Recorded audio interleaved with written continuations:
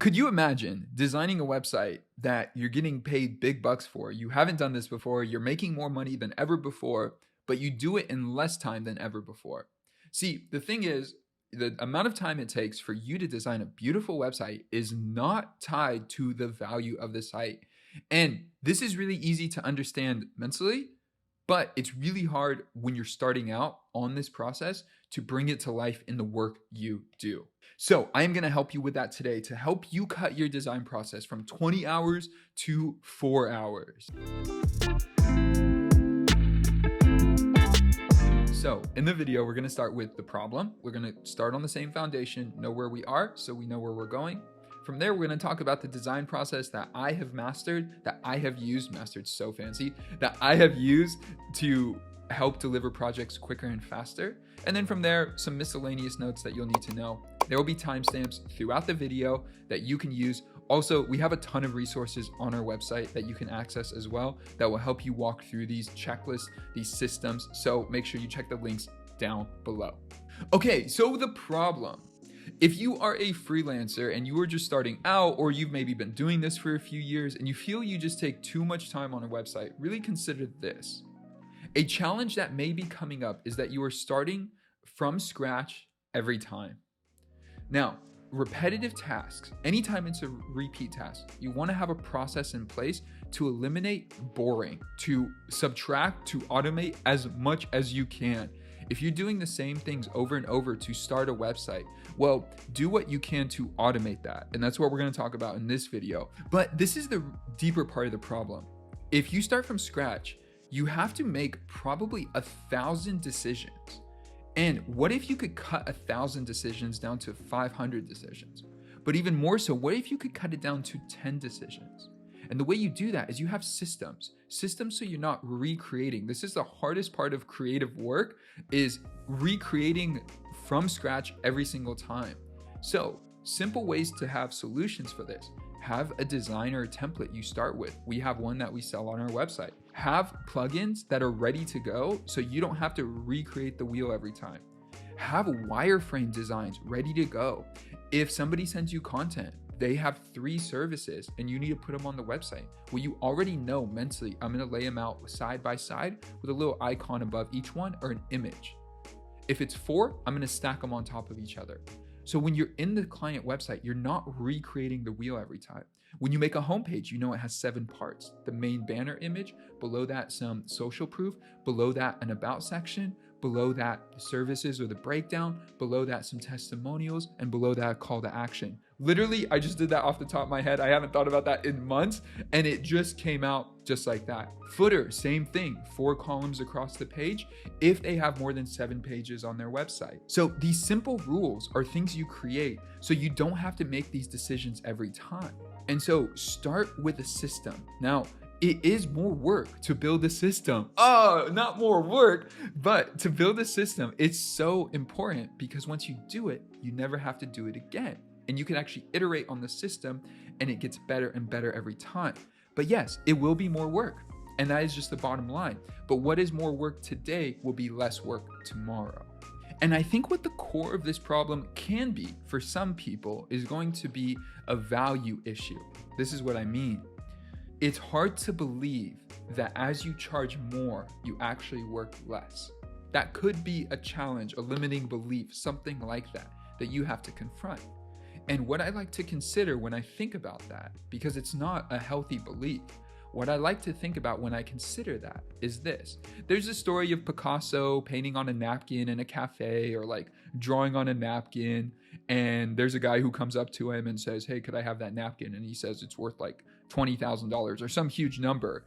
And the guy's like, "It's just a napkin." He's like, "Yeah, but there's 30 years of experience on the napkin." Something like that. There's a story out there, Google it, you can find the actual details. I'm like going off memory right now.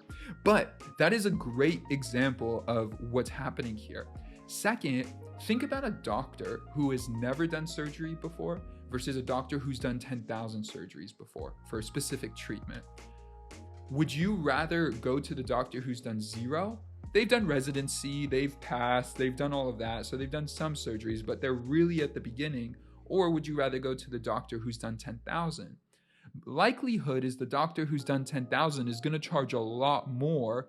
And actually, the doctor who's just starting out, I would probably want them to pay me to work with them because they need to build up their repertoire and their experience, and I'm taking a risk working with them. Anyway, back to the doctor who's done 10,000. Most likely they're going to charge more, but most likely as well, they're going to take less time because they know what to look for. It's second nature to them. They don't have to think about it. So that doctor is going to get done quicker, get paid more because they have the experience. And so you really want to lean on your experience as you grow and develop in this process. And what's going to build your experience is doing this, because if you could build a site from 20 hours to 4 hours, you could build more sites. And if you build more sites, you're going to get better over time. There's other studies that show that as well. I'm not going to talk about right now, but it's really important. Repetition creates progress, not perfection, repetition. Hello, drop the mic, let's go. Now, let's talk about an actual design process you can use when you build a Squarespace website. This is the system I use that I wasted a ton of time before I used this system and saved a bunch of time once I started using the system and have refined it ever since. So it's broken down into 4 parts. Part 1 is setting up the settings. Part 2 is designing the site, adding fonts and colors, not the actual pages, but the actual design brand elements, add the logo, that type of stuff. Part 3 is build out the small pages. Part 4 is build out the large pages. This really works off momentum. As you get started, you do the simple stuff first, you leave the harder stuff to the end. And this is going to really help you build up momentum so that when you get to the end, you've already made the majority of the decisions that are basic. And now you're working on the only decisions you should make for a new client are the decisions unique to the client. That's it. You shouldn't be making new decisions on simple things. Like I mentioned, 3 services, well, they're right next to each other. 4 stacked on top of each other. 5, 3 on top, 2 below, the 2 on the left. Really simple. If you have text on the screen, more than 2 or 3 lines, justify it left. These things really help you build a system and a process so that you know what to look for and what you're doing as soon as you get in there. And then you make things unique to the client themselves. So as you go through this process, the biggest tip I'm going to recommend to you is you buy something like this, 20, 30 bucks on Amazon. You could check down below and find a link for one of these. But basically, it's a little timer. I set this, I don't use my phone. I set this because it's actually there. It sits there. I could see it. This is made for kids, but I absolutely love it. As you can see, I'm using it right now to film this video. So Parkinson's law, as much time as you give something is how long it'll take. No, you know what procrastination is? You've probably dealt with procrastination before. I know I have. I still do today. A way to avoid that is to have a timer. Okay, so all these sections you could time as you go through it. So part 1 is you want to start with a template that gets you going. I have a designer starter kit that has a template for you that you can buy and use for all your sites. It gets you started on the right foot. More details down below. But you have a template, all you do is duplicate that, and then you start the process. So part 1 is the settings. You want to set up the settings. I didn't think of a fancier name than that. So set up the settings. When you go in there, you go to the settings panel and you do everything in there. Add business info, set up the site availability to password so you have the password ready so you could send it to the client. You want to go through all of those elements. Set up the built-in domain. If there's any code you need to add to the site, make sure you add it. Do all the business settings. That should take less than 15 minutes. Set the timer, 15 minutes, then you could go to the next part. Next, you want to set up the design settings. So first, you're going to add the logo. Then you are going to add the fonts, adjust the fonts to what you like. Then you're going to add the colors and make sure that gets formatted well. And then do a few small tweaks to sections that you use consistently on the site. Now, this is the part that a lot of people, there's a huge problem solved by doing it this way. What I used to do when I built sites was I would do a few design changes, and then I go start building a page and realize I need a few more design changes and then go back. What you want to do is really create 80% or more of the site's design elements in the beginning in less than 20 minutes. And then you don't touch the design panel again until you build all the pages. And what this does is it eliminates this back and forth. When you go back and forth in the software a bunch, it ends up wasting a lot of time because you're switching through a lot of different thinking processes. So add the fonts, don't overthink it. Add the colors, don't overthink it. And a key here that could really help is the rule of 80, or what I call deliver at 80. There's a few ways to think about it, but get it to 80%. Don't focus on perfection. You can make small tweaks and adjustments later. Have some of your favorite fonts ready, have some of your favorite colors ready if you have to do that part for the client, but the client should have already provided you with the fonts and colors. So all you really have to do is select the heading and the body fonts, done. And then from there, select the main color and the few accent colors. You could tweak them later, but just get started. 20 minutes for that, 10 minutes, 15 minutes for the settings, 30 minutes, you are already so far into the process. Now, step 3, build small pages. A small page could be the about page, could be the contact page, could be the services page. It really depends on the client. Most of the time, contact page, about page, testimonial page are going to be quick builds. Refund policy, privacy policy, all of those types of things. There's a ton of pages that can count as small pages. Basically, if it's not a long page, it's a small page. So what I do, I set a timer anywhere between 15 to 30 minutes to design the page. Again, you just want to get something up and running, because what ends up happening where designers lose out at this part is they spend way too much on elements that are confusing them, when in reality, you just got to push through and do more and more and more. Now that sounds a little bit heady, but basically like sometimes it's like, should the contact form be on the right or the left? Should the contact form be under or above? Should the contact form be like here or not here? Should it just be a button? Should it be a link? Those questions are too much. Just start with the form, create the other pages, and maybe later you're gonna have more clarity because you've built so much of the site up that you'll know exactly how to design that specific page. The more you go through the process and force yourself to make decisions, the more you're gonna make decisions and be confident in what you like, what you don't like, and go from there. So design the easy pages for each of those pages, 20 to 30 minutes. And if you're really feeling good, you could design 3 pages in 60 minutes. Well, then after that, you could go get a coffee, go for a run, whatever, because you're making a lot of progress on the website. And if you really want to take it one step ahead, I would have a piece of paper in front of me where I take notes of things I want to come back to later in the design panel. So that way it's not clogging my head. I just put it on the side. Oh, I really want to change the spacing of the text for this image block, or I really want to change the spacing or the background color for this section. Just take light notes, and then from there, at the end of the process, you could go back and you know exactly what to make adjustments to, so you don't have to try to remember everything. And finally, design large pages. Now, this is really important to have a grasp on.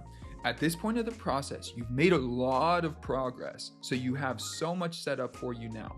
Large pages will be the home page most likely, services pages, possibly the blog, possibly products if you have a store, things like that. So at this point is when you're going to start building those pages. For those pages, I recommend up to 60 minutes for the page. Now, here are a few keys to make this process smooth and easy.